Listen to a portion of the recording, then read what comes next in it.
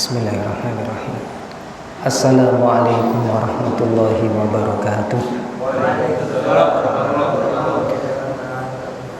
Alhamdulillah hamdan katsiran tayyiban mubarakan fih kama yuhibbu rabbuna wa yardah. Asyhadu an la ilaha illallah wahdahu la syarikalah wa asyhadu anna Muhammadan abduhu wa rasuluh. Ya ayyuhalladzina amanu taqullaha haqqa tuqatih wa la tamutunna illa wa antum muslimun. Alhamdulillah, pada malam hari ini kita kembali diberikan kemudahan dan diberikan taufik oleh Allah Subhanahu wa taala untuk kembali menghadiri salah satu taman dari taman-taman surga.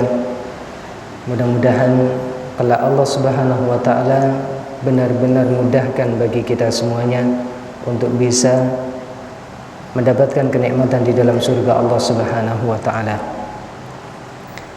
Salawat dan salam mudah-mudahan senantiasa terlimpahkan kepada tauladan yang terbaik, sosok panutan kita bersama, Nabi besar Muhammad sallallahu alaihi wasallam, kepada keluarga beliau, sahabat beliau, dan kepada seluruh pengikut beliau sampai hari akhir kelak. Bapak Ibu jamaah Masjid Babu Salam yang dimuliakan Allah Subhanahu wa taala. Di antara hikmah yang terkadang kita sadari atau hikmah besar yang Allah Subhanahu wa taala kehendaki, bagaimana Allah Subhanahu wa taala menjadikan di antara hamba-hambanya berbeda-beda di dalam hal urusan dunia. Ada di antara hamba-hamba Allah yang Allah lebihkan, yang Allah lapangkan di dalam hal urusan dunia. Sebagaimana di pertemuan yang lalu kita sudah membahas tentang siapakah mereka orang yang kaya sesungguhnya. Dan pada kesempatan malam hari ini kita akan membahas yaitu tentang selain orang-orang kaya mereka memiliki keutamaan, begitu juga orang-orang fakir mereka juga memiliki keutamaan. Di antara hikmah Allah Subhanahu wa taala menjadikan di antara hamba-hambanya, meskipun terkadang kita sadari, terkadang tidak kita sadari, Allah menjadikan di antara kita ada yang sehat, ada yang sakit. Terkadang ketika kita tidak diuji dengan sakit oleh Allah Subhanahu wa taala, kita lupa bahwasanya selama ini kita diberikan nikmat besar oleh Allah di dalam sehat kita. Ketika kita diuji oleh Allah dengan sakit, baru kita sadar ternyata selama ini kita berada di atas kenikmatan yang begitu banyak, yang begitu besar dari Allah Subhanahu wa taala.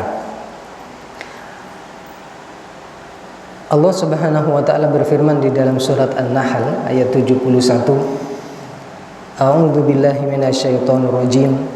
Wallahu faddala ba'dakum 'ala ba'din fir rizqi. Dan Allah Subhanahu wa taala yang melebihkan di antara kalian di atas sebagian yang lain di dalam hal rizki. Jadi ada di antara hamba Allah yang dilapangkan di dalam hal urusan rizki, ada di antara hamba Allah yang sedang, ada di antara hamba Allah juga yang kurang di dalam hal urusan rizki. Tapi itu semuanya adalah dengan kehendak Allah dan dengan hikmah yang sangat besar. Dan itu semuanya baik bagi seorang yang beriman. Allah lah Subhanahu wa ta'ala yang membagi-bagi rahmatnya kepada hamba-hambanya, sebagaimana yang Allah sebutkan di dalam surat Az-Zukhruf ayat 32, Ahum yaksimuna rahmata rabbik. Apakah mereka yang membagi-bagi rahmat Rabbmu? Maksudnya apakah baik itu kenikmatan sehat, kenikmatan di dalam keamanan, kenikmatan di dalam rezeki yang lapang, itu semuanya adalah dari rahmat Allah Subhanahu wa taala. Apakah mereka yang dimaksud adalah makhluk, adalah manusia yang membagi-bagikan rahmat Rabbmu? Jawabannya tentunya adalah tidak. Karena hanya Allah Subhanahu wa taala yang membagi-bagi rahmatnya kepada kita semuanya. Makanya Allah berfirman di kelanjutan surat Az-Zukhruf ayat 32, Nahnu qasamna bainahum ma'isyatahum fil hayatid dunya. Kamilah yang membagi-bagikan kepada mereka kehidupan mereka di kehidupan penghidupan mereka di kehidupan dunia. Jadi hidup itu hanya ada di antara dua hal, Ketika kita diberikan kenikmatan, diberikan kelapangan, diberikan kebahagiaan, kemudian kita bersyukur, maka itu adalah kebaikan. Dan sebaliknya, ketika kita diuji oleh Allah Subhanahu wa taala dengan kesempitan, kesusahan, bala, kefakiran, kalau kita bersabar, maka itu juga baik di hadapan Allah Subhanahu wa taala. Bahkan dua-duanya, baik kaya, lapang ataupun miskin, dua-duanya adalah ujian. Makanya tidak jarang orang ketika diberikan kenikmatan sebenarnya diuji oleh Allah, tapi dia tidak lulus di dalam ujian. Dia kufur nikmat, yang dengan kekayaannya tersebut dia lupa kepada Allah, bahkan takabur, seperti yang dilakukan oleh Qarun. Bagaimana ketika Allah Subhanahu wa taala memberikan kekayaan yang sangat banyak, Qarun lupa kepada Allah Subhanahu wa taala, tapi mengatakan ini adalah karena kepandaianku di dalam berniaga, karena ilmuku di dalam berniaga, padahal yang memberikan adalah Allah Subhanahu wa taala. Dan begitu juga tidak jarang ketika seseorang diberikan ujian oleh Allah dengan kefakiran, dengan bencana, dengan musibah, dia tidak bersabar, dia pun tidak lulus dari ujian Allah Subhanahu wa taala. Makanya di antara hikmah kenapa ada di antara manusia yang dilapangkan di dalam hal urusan dunia, ada sebagian yang lain yang Allah jadikan urusan dunia mereka baik sedang ataupun kurang. Di antara hikmahnya Allah sebutkan di dalam surat Az-Zukhruf ayat 32, liyattakhidha ba'duhum ba'dan sukhriya, agar sebagian dari mereka itu adalah membutuhkan sebagian yang lain. Makanya Bapak Ibu yang dimuliakan Allah Subhanahu wa taala, kalau semua manusia itu kaya, kira-kira wonten engkang sadian bakso napa mboten? Enggak ada yang mau jualan bakso, semua sudah kaya. Kalau semua orang kaya, apa ada orang yang mau kita minta tolong untuk nanam padi di sawah? Enggak ada. Kalau semua orang kaya, kita butuh misalnya pergi-pergi kita butuh ojek online, enggak ada. Karena semua orang kaya. Itu hikmah di antara hikmahnya. Dan sebaliknya, kalau semua orang fakir, maka enggak ada orang yang bisa memperkerjakan mereka ketika mereka semuanya butuh memiliki pekerjaan. Semuanya fakir, enggak ada yang bisa ngasih pekerjaan. Jadi baik kaya ataupun miskin, itu semuanya ada hikmahnya, satu dengan yang lain saling membutuhkan. Kalau semuanya orang sehat, enggak ada orang yang mau jadi dokter. Rumah sakit tidak laku, obat-obatan apotek enggak ada karena semuanya orang sehat. Dan sebaliknya, kalau semua orang sakit, siapa orang yang mau mengobati kita? Dokter juga sakit. Jadi itu semuanya Allah jadikan itu ada hikmahnya. Satu sama yang lainnya itu saling membutuhkan.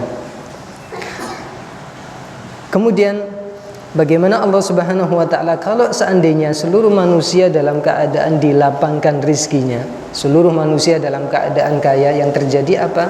Banyak manusia yang kemudian terjatuh ke dalam kezaliman.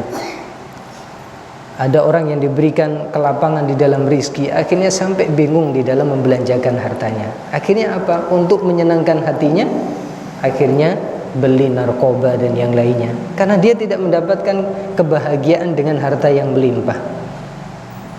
Makanya Allah sebutkan di dalam surat Asy-Syura ayat 27, walau basatallahu rizqa li'ibadihi labaghaw fil ardi. Kalau seandainya Allah Subhanahu wa taala lapangkan kepada seluruh hambanya di dalam hal rizki, sungguh mereka akan berbuat kezaliman di permukaan bumi. Benar. Kalau semuanya orang dalam keadaan kaya, akhirnya yang terjadi adalah kezaliman, merasa takabur dan yang lainnya. Makanya semua ada hikmahnya. Ada kaya, ada miskin, ada sehat, ada sakit.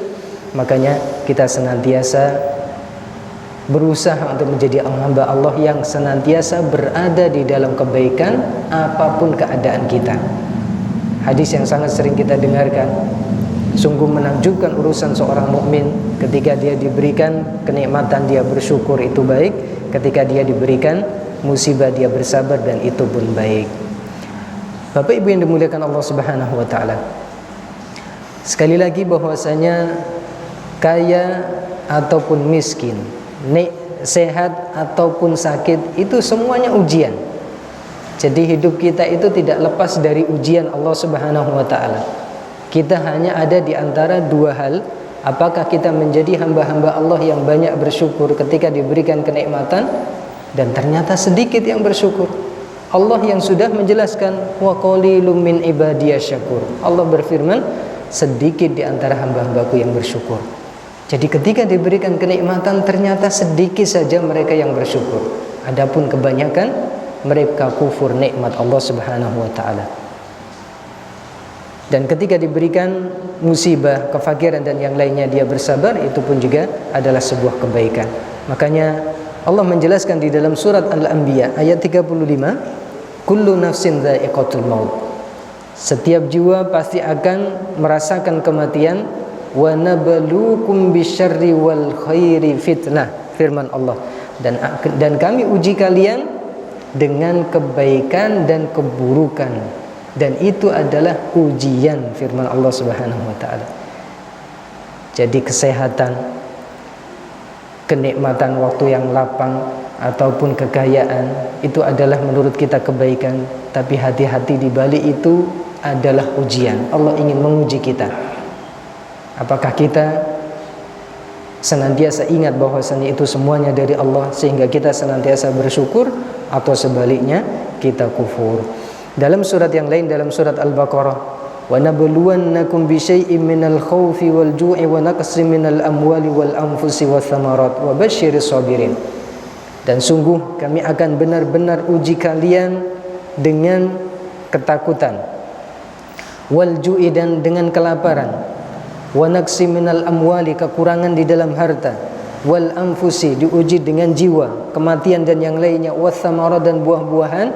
Tapi Allah memberikan kabar gembira bagi siapa mereka yang lulus dari ujian Allah. Wa basyiris sabirin, berilah kabar gembira kepada orang-orang yang bersabar.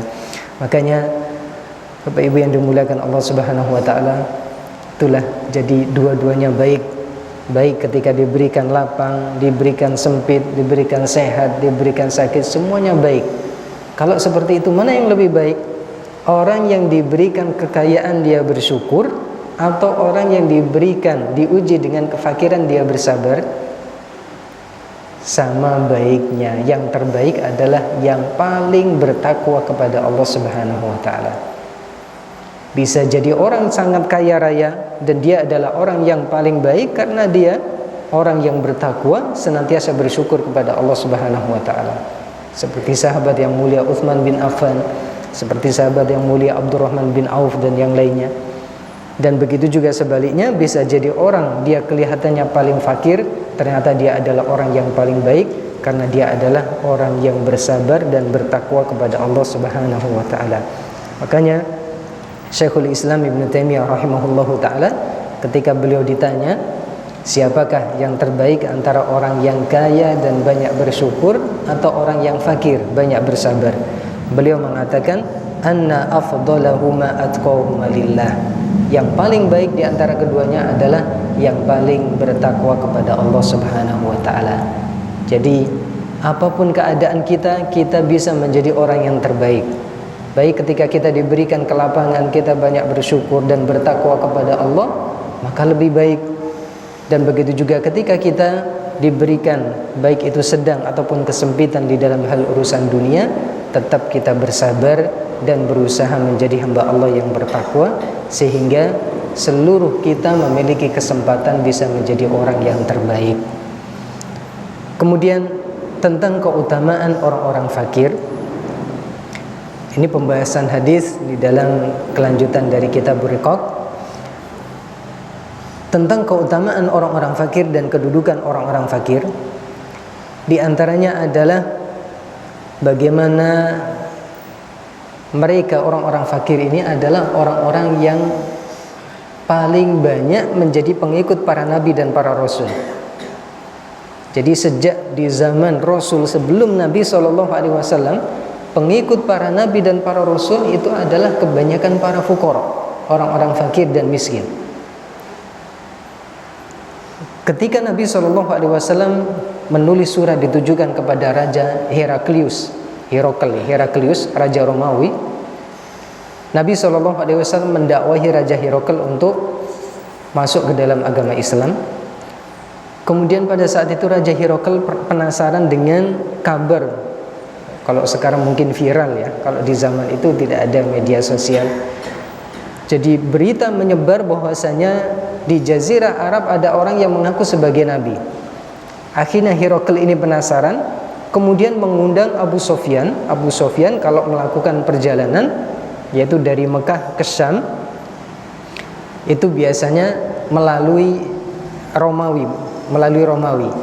Pada saat itu diundang oleh, ini disebutkan dalam hadis yang sahih diriwayatkan oleh Imam Bukhari. Akhirnya Raja Heraklius itu memanggil Abu Sufyan, ingin tahu tentang seorang yang mengaku sebagai nabi dan membawa agama yang baru, di mana agama ini belum ada sebelumnya. Karena agama pada saat itu Raja Heraklius itu agamanya adalah Nasrani. Sedangkan di Jazirah Arab baik kesyirikan ataupun Yahudi ataupun mereka orang-orang yang majusi menyembah api.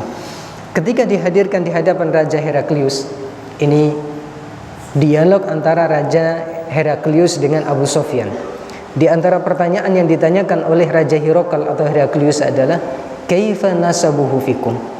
Bagaimana tentang nasab orang ini yang mengaku sebagai nabi? Bagaimana pada saat itu Abu Sufyan dihadapkan di hadapan Raja Heraklius dengan penterjemah, dan kafilah dagang yang bersama dengan Abu Sufyan itu disuruh berdiri di belakang Abu Sufyan. Raja Heraklius mengatakan kalau seandainya orang ini berbohong, maka berilah isyarat, yaitu dustakanlah dia. Kalau dia ditanya oleh Raja Heraklius kemudian berbohong, maka kabarkanlah kalau dia berbohong. Sampai Abu Sufyan mengatakan, kalau aku tidak khawatir dituduh sebagai seorang pendusta, aku akan menjawab bohong pertanyaan-pertanyaan Raja Heraklius. Tapi Abu Sufyan menjawab dengan jujur. Di antara hal yang ditanyakan oleh Raja Heraklius adalah bagaimana nasab orang ini yang mengaku sebagai nabi ini. Abu Sufyan mengatakan dia adalah orang yang memiliki nasab yang sangat baik. Awalnya tidak langsung dijelaskan, nanti kita akan jelaskan di akhir secara ringkas. Kemudian Raja Heraklius bertanya lagi, apakah sebelum orang ini ada orang yang telah mengaku-ngaku seperti dia? Fahal qala hadzal qawla minkum ahadun qattun qablahu? Apakah sebelum orang ini ada orang lain yang mengatakan seperti itu, mengaku sebagai nabi? Kata Abu Sufyan, tidak ada. Kemudian, apakah di antara bapak pendahulu dari orang ini dahulu ada yang menjadi raja? Dikatakan oleh Abu Sufyan, tidak ada. Apakah orang-orang yang kaya, orang-orang kepala-kepala kabilah, orang terhormat, atau orang-orang miskin yang mengikuti orang ini? Ini syahid ataupun poin dari pengikut para nabi dan rasul itu kebanyakan adalah orang-orang fakir. Ketika ditanya, fa asyrafun nasi yattabi'unahu am du'afa'uhu? Apakah yang mengikuti orang ini adalah orang-orang terhormat dari golongan kalian, pemimpin kabilah, orang-orang kaya, atau justru orang-orang yang lemah? Kata Abu Sufyan, justru orang-orang yang lemah. Apakah jumlahnya terus bertambah? Kata Raja Heraklius, iya, jumlahnya terus bertambah. Apakah orang yang sudah mengikuti agama orang ini, yaitu agama Islam, ada yang murtad, ada yang keluar dari agamanya? Kata Abu Sufyan, tidak ada. Apakah kalian menuduhnya sebelum dia mengaku sebagai nabi ini? Apakah kalian pernah menuduhnya sebagai seorang yang berbohong, pendusta? Kata Abu Sufyan, tidak.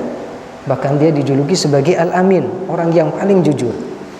Apakah dia berkhianat? Kata Raja Heraklius, tidak. Apakah kalian memeranginya? Kata Abu Sufyan, iya, kami memeranginya. Bagaimana hasil dari peperangan antara kalian dengan dia? Abu Sufyan mengatakan, terkadang dia menang, terkadang kami yang menang. Jadi silih berganti.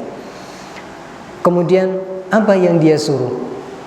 Abu Sufyan menjelaskan, dia menyuruh kami untuk meninggalkan menyembah berhala-berhala, menyuruh kami untuk menyambung silaturahim, membayar sedekah, mendirikan sholat, untuk meninggalkan kemungkaran-kemungkaran dan yang lainnya. Kemudian baru dijawab oleh Raja Heraklius. Heraklius mengatakan, ketika Heraklius bertanya kepada Abu Sufyan bagaimana nasabnya, nasabnya adalah dari golongan orang yang sangat terhormat. bagaimana kakeknya Nabi SAW, Abdul Muthalib, yang membawa kunci Ka'bah. Tidak sembarangan orang bisa membawa kunci Ka'bah. Jadi nasabnya Nabi SAW nasab yang sangat terhormat. Bahkan kalau kita runtut itu sampai kepada Nabi Ismail ibni Ibrahim alaihi wassalam. Jadi nasabnya sangat terhormat. Kemudian ketika ditanya, apakah ada orang yang mengatakan seperti yang diucapkan oleh orang ini sebelumnya? Kata Abu Sufyan, tidak. Berarti dia mengatakan seperti itu bukan ikut-ikutan, karena tidak ada orang yang mengatakan sebelumnya. Kemudian, apakah bapaknya di antara pendahulunya ada yang menjadi raja? Kata Abu Sufyan, tidak. Berarti benar. Karena kalau seandainya di antara pendahulunya ada yang menjadi raja, berarti orang ini mengaku sebagai nabi, ingin mengembalikan kerajaannya, tapi ternyata tidak ada menjadi raja. Kemudian, apakah orang-orang yang lemah ataupun orang-orang yang terhormat, orang-orang yang miskin yang mengikutinya? Kata Abu Sufyan, kebanyakan adalah orang-orang miskin. Kata Heraklius, seperti itulah para nabi dan rasul sebelumnya. Jadi seluruh nabi dan para rasul sebelum Nabi SAW adalah kebanyakan pengikutnya adalah orang-orang fakir dan miskin. Ketika ditanya apakah jumlahnya bertambah atau berkurang, kata Abu Sufyan, justru terus bertambah. Itulah keimanan. Keimanan akan terus bertambah, orang yang beriman akan terus bertambah sampai keimanan menjadi sempurna. Kemudian apakah ada yang murtad? Kata Abu Sufyan, tidak. Itulah keimanan ketika sudah masuk ke dalam relung hati, ke dalam hati yang sangat dalam, maka keimanan itu tidak akan mudah goyah dan keluar dari keimanan. Kemudian ketika Raja Heraklius bertanya, apakah kalian mendapatkan dia pernah berdusta sebelumnya? Kata Abu Sufyan, tidak. Kata Raja Heraklius, kalau dia tidak berani berdusta kepada manusia, kepada kalian, apakah dia berani berdusta kepada Allah? Jadi artinya kalau kepada kalian saja dia tidak pernah berdusta. Nah, sekarang dia mengaku sebagai nabi. Bukankah nabi itu adalah merupakan perintah Allah? Tidak mungkin dia berani berdusta kepada Allah Subhanahu wa taala. Kemudian bagaimana peperangan? Abu Sufyan mengatakan bergantian. Seperti itulah memang keadaan para nabi sebelumnya. Bahkan ada di antara nabi sebelumnya yang dibunuh oleh kaumnya. Sampai kemudian Abu Sufyan, Heraklius bertanya tentang apa yang diperintahkan, tadi dijelaskan. Kemudian Raja Heraklius mengatakan, fa in kana ma taqulu haqqan fasayamliku mawdi'a qadamayya hataini. Kata Raja Heraklius, kalau seandainya apa yang engkau katakan itu benar, yaitu yang dikatakan oleh Abu Sufyan itu benar, sungguh dia akan bisa menguasai apa yang ada di bawah kedua kakiku. Maksudnya adalah kekuasaan Raja Heraklius. Dan benar, bagaimana kerajaan Romawi jatuh ke tangan kaum muslimin, yaitu pada masa Khalifah Umar bin Khattab radhiyallahu anhu. Jadi artinya apa yang dikatakan oleh Abu Sufyan tentang kenabian Nabi SAW itu adalah benar. Sampai Raja Heraklius mengatakan, waqad kuntu a'lamu annahu kharijun, sungguh aku telah mengetahui bahwasanya seorang tersebut telah keluar, yaitu orang yang mengaku sebagai nabi tersebut telah keluar. Lam akun adzunnu annahu minkum, aku tidak mengira bahwasanya dia adalah berasal dari kalian, dari bangsa Arab. Sampai kemudian Raja Heraklius mengatakan, kalau seandainya aku mendapatkan kesempatan untuk bisa menemui dia, maka aku akan menemui dia dan aku akan cuci kedua kakinya, kata Raja Heraklius. Kemudian pada saat itu ada utusan yang diutus oleh Nabi SAW. Kemudian Raja Heraklius minta untuk dibacakan ayat Al-Quran yang diturunkan oleh Allah kepada Nabi. Ketika diturunkan, inilah para menteri. Para menteri, terkadang raja itu bisa baik, tapi orang-orang yang ada di sekeliling raja itu memberikan pengaruh besar. Raja Heraklius itu fitrah, itu mengetahui tentang kebenaran Nabi SAW. Makanya ketika dibacakan ayat Al-Quran oleh utusan Nabi SAW yang membawa surat, akhirnya orang-orang di sekeliling Heraklius itu mereka berteriak.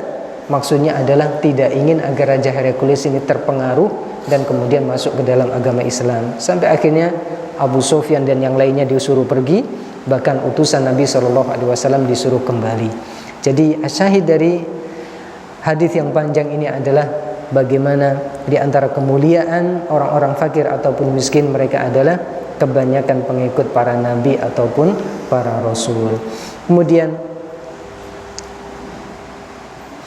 di antara hal yang menjelaskan tentang keutamaan fakir adalah bahkan bagaimana para nabi sendiri, tidak hanya pengikut para nabi ataupun para rasul, bahkan para nabi sendiri, bagaimana kalau kita membaca sejarah mereka, kebanyakan para nabi itu adalah penggembala kambing. Jadi artinya mereka adalah berasal dari keluarga fakir ataupun miskin. Sebagaimana disebutkan dalam hadis yang diriwayatkan oleh Imam Bukhari, "Ma ba'atsallahu nabiyyan illa ra'al ghanam." Tidaklah Allah Subhanahu wa taala mengutus seorang nabi pun kecuali dia adalah seorang penggembala kambing. Faqala ashabuhu wa anta, demikian Anda wahai Rasulullah? Nabi mengatakan, "Na'am, benar. Kuntu ar'aha ala qararito di ahli Makkah." Dahulu aku menggembala kambing dengan upah, sedikit upah, kambing-kambing milik penduduk Mekah. Kemudian yang menjelaskan tentang keutamaan fakir adalah bagaimana Allah Subhanahu wa taala mencintai mereka. Bahkan Allah Subhanahu wa taala memerintahkan para nabi dan para rasul untuk mencintai mereka dan dekat dengan mereka orang-orang fakir. Makanya di antara doa Nabi sallallahu alaihi wasallam dalam hadis yang sahih diriwayatkan oleh Imam Ahmad, Imam Tirmidzi, Nabi bersabda, "Allahumma inni as'aluka fi'lal khairat." Ya Allah, aku memohon kepadamu amal-amal yang baik, wa tarkal munkarat, dan meninggalkan kemungkaran-kemungkaran, wa hubbal masakin, dan aku memohon kepadamu ya Allah kecintaan kepada orang-orang miskin.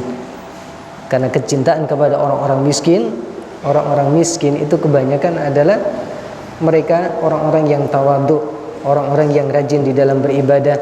Tapi kebanyakan, bukan semua nggih, kebanyakan kalau sebaliknya mencintai orang-orang yang kaya itu biasanya sering lupa, akhirnya banyak yang akhirnya sering kufur nikmat dan yang lainnya, takabur dan yang lainnya. Bahkan di antara doa Nabi SAW juga dalam hadis yang sahih diriwayatkan oleh Imam Tirmidzi, Allahumma ahyini miskinan. Ya Allah, hidupkanlah aku dalam keadaan miskin. Tapi harus kita pahami apa maksudnya. Apakah berarti Nabi SAW minta untuk dijadikan sebagai orang miskin? Para ulama menjelaskan tentunya dikaitkan dengan hadis-hadis yang lainnya.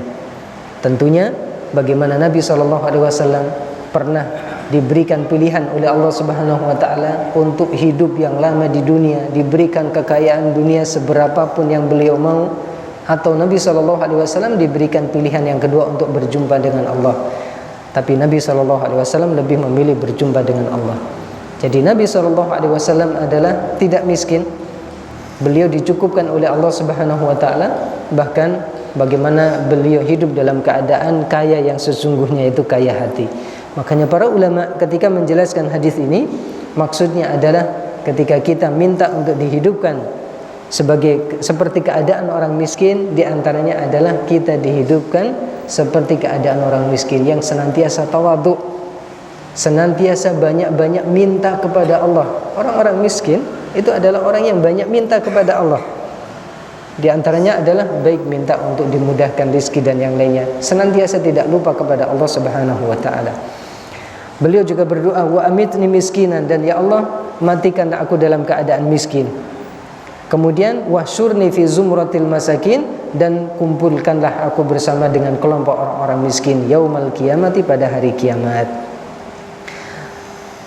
Tapi sekali lagi, kemuliaan itu adalah dilihat dengan bagaimana ketakwaan. Bisa jadi orang yang miskin dia orang yang paling baik ketika dia bertakwa, dan sebaliknya bisa jadi orang kaya dia orang yang paling baik ketika dia adalah orang yang bertakwa.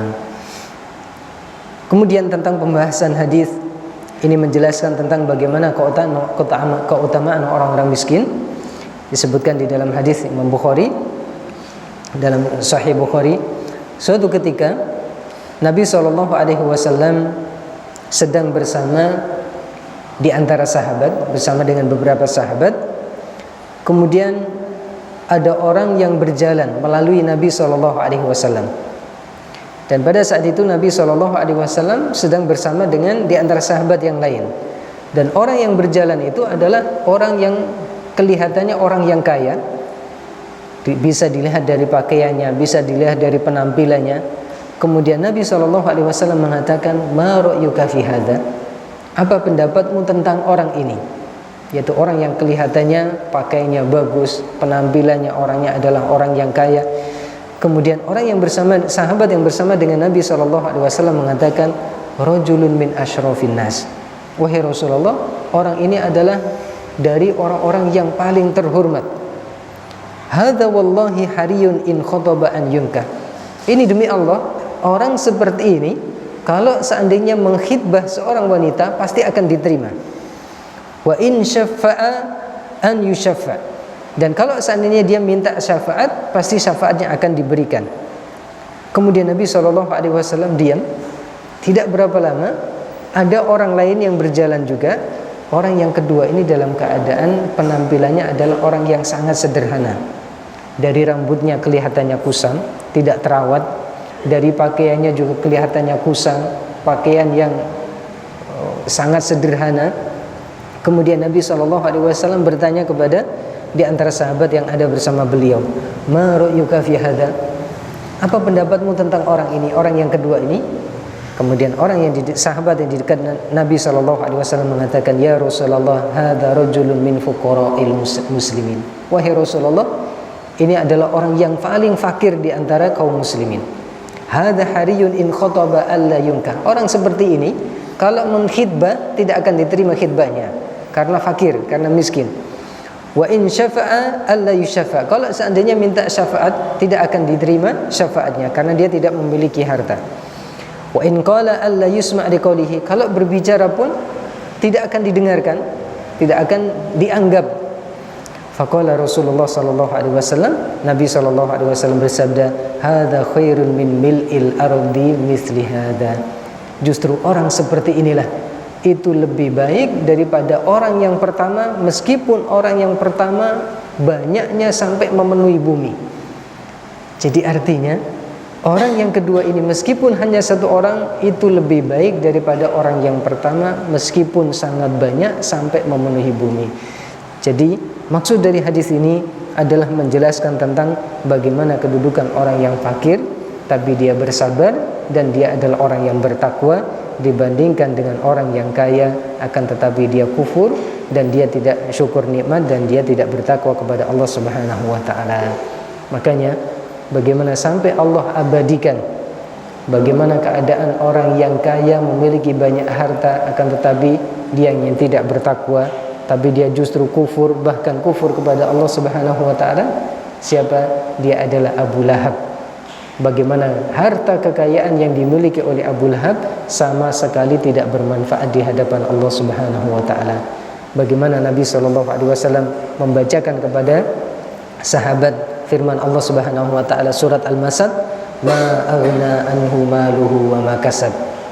Tidak akan bermanfaat untuknya sedikit pun hartanya dan apa yang dia usahakan, yaitu Abu Lahab. Dan sebaliknya, saya selana dzata lahab, dia akan masuk ke dalam api neraka yang berkobar-kobar. Ini jadi harta kekayaan kalau tidak diimbangi dengan keimanan, tidak diimbangi dengan ketakwaan, tidak akan membawa kebaikan. Kemudian di antara yang menjelaskan tentang keutamaan orang-orang fakir adalah bagaimana kebanyakan orang fakir atau orang yang pertama kali yang akan bisa mendatangi telaga Rasulullah SAW kelak itu adalah orang-orang fakir. Jadi artinya kenapa mereka orang-orang fakir yang didahulukan? Berarti mereka memiliki keutamaan daripada orang-orang yang kaya. Makanya disebutkan di dalam hadis yang sahih diriwayatkan oleh Imam Ahmad, Imam Tirmidzi, Nabi menjelaskan, inna haudi ma baina adan ila ailah. Sesungguhnya telagaku, kata Nabi SAW, lebarnya itu adalah antara Aden dengan Ailah. Itu jaraknya 267 km antara Aden dan Ailah itu. Jadi Masya Allah, telaga Nabi SAW, Bapak Ibu yang dimuliakan Allah, lebarnya seperti kita dari Masjid Babu Salam ke Surabaya itu padahal cuma 200 sekian kilometer, kurang lebih 201 atau 210 km. Ini berarti lebarnya telaga Nabi antara dari tempat kita ini sampai ke Surabaya masih kurang lebar lagi. Masya Allah. Begitu juga dengan panjangnya. Jadi panjang dan lebarnya sama. Nabi menjelaskan bahwasanya telagaku antara jaraknya lebarnya adalah antara Aden dengan Ailah. Asyaddu bayadun minal labani. Airnya lebih putih daripada susu. Wa ahla minal asali, lebih manis daripada madu. Akawibuhu ka'adadi nujumis samaki. Nampannya yang digunakan untuk memberikan kepada orang yang minum di telaga Rasulullah, jumlahnya seperti jumlah bintang-bintang yang ada di langit. Man syariba minhu syarbatan atau syarbatan lam yadma ba'daha abadan. Siapa yang minum seteguk saja tidak akan haus selamanya. Wa awwalu man yariduhu alayya fuqara'ul muhajirin. Ini. Dan orang-orang yang pertama yang akan mendatangi telaga Nabi SAW, yang akan diberikan langsung dengan tangannya Nabi SAW adalah sahabat muhajirin yang fakir. Ini menunjukkan tentang keutamaan sahabat-sahabat yang fakir. Ad-dun suthiyaban, mereka adalah orang-orang yang memiliki pakaian yang kusam. Wa syu'ru ru'usan, dan rambutnya seperti compang-camping yang mungkin jarang terkena air. Alladzina la yankihunal muna'amat, mereka adalah orang-orang yang jarang ataupun tidak merasakan kenikmatan selama di dunia. Artinya orang-orang yang tidak merasakan kekayaan selama di dunia. Wala yuftahu lahum as-sudad, bahkan jarang orang-orang yang mau membukakan tempat makanan untuk mereka. Jadi banyak orang itu biasanya mau membukakan makanan ataupun walimah dan yang lainnya, yang diundang hanya orang-orang kaya saja. Adapun orang-orang miskin ini banyak yang tidak diundang.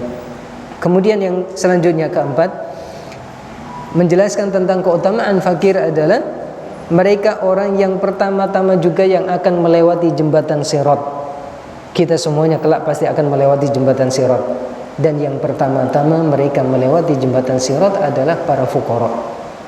Dijelaskan di dalam surat Maryam ayat 71, wa in minkum illa wariduha, tidaklah salah seorang di antara kalian kecuali pasti akan mendatanginya. Kana ala rabbika hatman maqdiyah, itu pasti tidak ada yang tidak melewati jembatan Sirat. Tsumma nunajjil ladzina taqaw wa nadharu dzalimina fiha jithiya. Kemudian kami selamatkan orang-orang yang bertakwa dan kami biarkan mereka orang-orang yang zalim dalam keadaan berlutut. Siapakah mereka? Orang-orang yang pertama kali melewati jembatan Sirat. Disebutkan dalam hadis sahih diriwayatkan oleh Imam Muslim. Berapa menit lagi? 5 menit lagi. Suatu ketika Nabi SAW ditanya oleh seorang yang beragama Yahudi. Ketika ditanya oleh orang yang beragama Yahudi tersebut, faman awwalun nasi ijazatan, wahai Rasulullah, wahai Muhammad, dan orang Yahudi, siapakah orang yang pertama kali yang akan bisa melewati jembatan Sirat? Nabi SAW beliau menjawab, fuqara'ul muhajirin, orang-orang fakirnya sahabat muhajirin. Jadi sebelum orang-orang kaya melewati jembatan Sirat, mereka orang-orang fakir terlebih dahulu. Bahkan yang menjelaskan tentang keutamaan orang-orang fuqara, orang-orang miskin, mereka adalah orang-orang yang lebih dahulu masuk surga daripada orang-orang yang kaya. Disebutkan dalam hadis sahih diriwayatkan oleh Imam Muslim, inna fuqara al-muhajirina yasbiquna al-aghniya'a yaumal qiyamati ilal jannati bi arba'ina kharifa.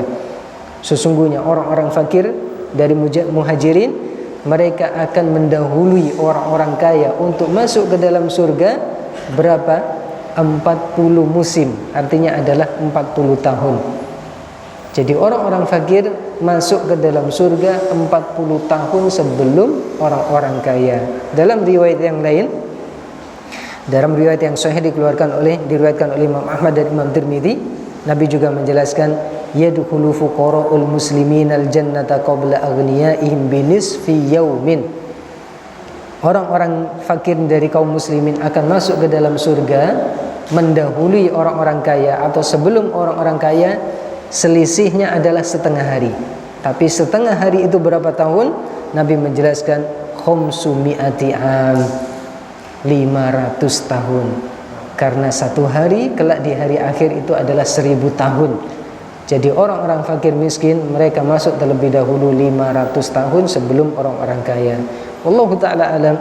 Para ulama menjelaskan di antaranya adalah bisa jadi ini sebagai isyarat karena hisabnya orang miskin tentunya lebih ringan daripada hisabnya orang kaya. Karena orang kaya kelak la tazulu qadama 'abdin yaumal qiyamah, tidaklah berpindah kaki orang pada hari kiamat kelak kecuali ditanya di antaranya adalah an malihi, dari hartanya, min aina iktasabahu wa fima anfaqah, dari mana dia mendapatkan harta dan untuk apa dia infakkan. Kemudian kebanyakan penduduk surga adalah orang-orang fakir ataupun orang-orang miskin. Nabi menjelaskan, beliau fa idza amatu man dakhalaha. Baik. Kita cukupkan setelah ini. Nabi SAW menjelaskan, kumtu ala babil jannah, aku berdiri di depan pintu surga. Fakana amatu man dakhalahal masakin, dan aku melihat kebanyakan penghuni surga adalah orang-orang miskin. Wa ashabul jaddi mahbusun, adapun orang-orang yang kaya banyak mereka yang tertahan. Dan sebaliknya Nabi ketika melihat penduduk neraka, maka Nabi melihat kebanyakan penghuninya adalah para wanita. Dan yang terakhir, bagaimana menjelaskan tentang keutamaan orang-orang fakir adalah bisa jadi karena sebab mereka lah kita ditolong oleh Allah Subhanahu wa taala. Jadi jangan sampai kita menzalimi, jangan sampai kita menyia-nyiakan, tapi sebaliknya kita hendaklah sering-sering minta doa orang fakir, orang miskin. Nabi menjelaskan, hal tunsuruna wa turzakuna illa bi du'afaikum. Bukankah kalian ditolong, kalian diberikan rizki oleh Allah adalah karena orang-orang lemah di antara kalian. Makanya kita diperintahkan untuk minta doa kepada mereka, orang-orang fakir miskin. Ketika mereka berdoa, mereka meminta kepada Allah, doa mereka bisa jadi lebih dikabulkan oleh Allah Subhanahu wa taala.